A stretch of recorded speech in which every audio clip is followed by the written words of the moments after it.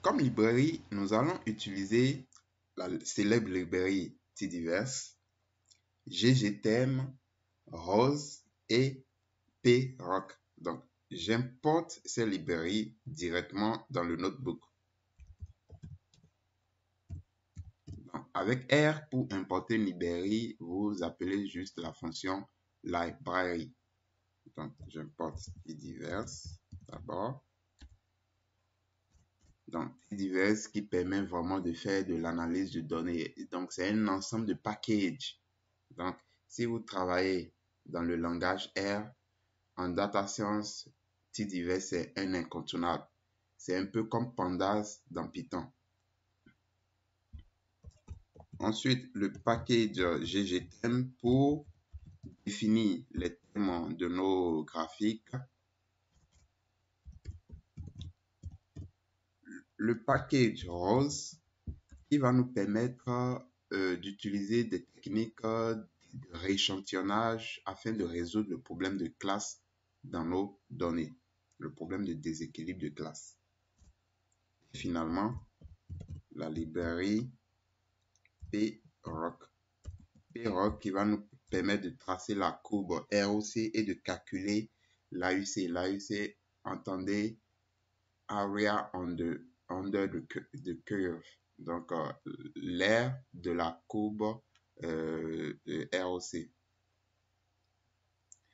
Ensuite, nous allons définir aussi les paramètres du rendu des graphiques. Donc, vous pouvez définir la longueur et la largeur de vos graphiques, la largeur et la hauteur, et le thème. Donc, ici, je mets le thème minimal.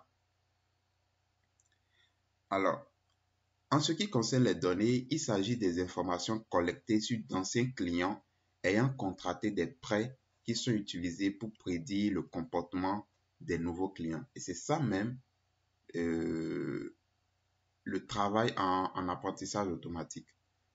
On utilise les données historiques pour créer un modèle qui va prédire les résultats de futurs résultats. Donc, ici, il s'agit de construire un modèle de scoring. Donc, les nouveaux clients auront un score, d'accord? Et sur la base de ce score, la banque pourra décider si oui ou non, si elle doit leur attribuer le prêt demandé, le crédit demandé. Donc, la banque a collecté des informations, des données historiques auprès de ses anciens clients et connaît quels sont les clients qui ont été en défaut de paiement, quels sont les clients qui n'ont pas été en défaut de paiement.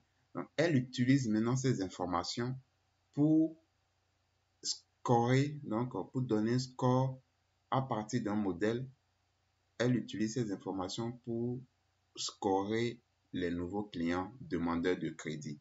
Donc, il y a deux types de données qui peuvent être utilisées pour modéliser la probabilité de défaut de paiement. Parce que c'est ça qu'on veut modéliser. C'est ça que la banque veut connaître. Quelle est la probabilité que ce demandeur de crédit-là soit en défaut de paiement? Parce que, bon, c'est bien. Ceux qui ne sont pas en défaut de paiement, c'est très bien. La banque n'a pas de souci pour ça. Le souci de la banque, c'est ceux qui seront en défaut de paiement, qui ne pourront pas rembourser leurs prêts. Et ça fait un manque à gagner à la banque. D'accord? Même si, bon, dans certaines conditions, il faut des garanties pour votre prêt, pour votre crédit. Mais n'empêche que si la banque ne rentre pas vite en fonds, dans les fonds qu'elle vous a, en possession des fonds qu'elle vous a prêtés, c'est un manque à gagner pour elle en fait. Ça fait de l'inefficacité dans sa gestion. Donc, la banque veut modéliser cette probabilité de défaut de paiement. Elle va utiliser deux types de données. Des données liées à la demande de crédit elle-même et des données comportementales qui décrivent le bénéficiaire du prêt, le candidat du prêt en fait. Dans la pratique, les banques utilisent un mélange de ces deux types de données pour construire leur modèle de scoring appliqué à la gestion du risque de crédit. Ici, nous allons utiliser des données qui proviennent de Kaggle. Kaggle qui est la plus célèbre plateforme de compétition data science. Là, vous avez le lien qui va vous mener vers les données. Donc, je vais importer cette donnée en tant que data frame en utilisant tout simplement la fonction read-csv, donc URL. Je mets comme argument simplement le chemin qui mène au fichier de données. Et maintenant, avec la fonction read, je peux afficher mes données. J'exécute. Voici la data frame. Donc, vous avez plusieurs variables et la variable onStatus, c'est la variable qui indique si le client a été en défaut de paiement, donc 1, ou en non-défaut de paiement 0. Donc, chaque ligne ici représente un client, un ancien client de la banque. D'accord? Et chaque variable est une caractéristique sur ce client. Nous pouvons avoir des informations sur la structure de notre data frame. Donc, il suffit de faire strdf, j'exécute. Et ici, j'ai l'information selon laquelle il y a 32 581 observations. Ça veut dire 32 581 clients. Et c'est à partir de ces données-là, à partir de ces observations, que nous allons construire le modèle de machine learning.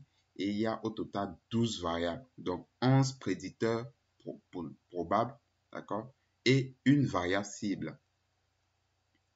Donc, je disais tantôt que les données proviennent de Kaggle. Kaggle, si vous ne le connaissez pas, c'est la plus célèbre plateforme de compétition en data science. Donc, je vous ai mis le lien de la source des données. Et il faut savoir que il faut pouvoir comprendre les variables de votre jeu de données quand vous travaillez en data science. Donc, j'ai mis ici la définition de chacune de ces variables. L'âge, c'est personne âge, c'est la variable qui indique l'âge de la personne. Personne income, c'est la variable qui indique le revenu annuel, d'accord, ce qu'on appelle encore le salaire de la personne, etc.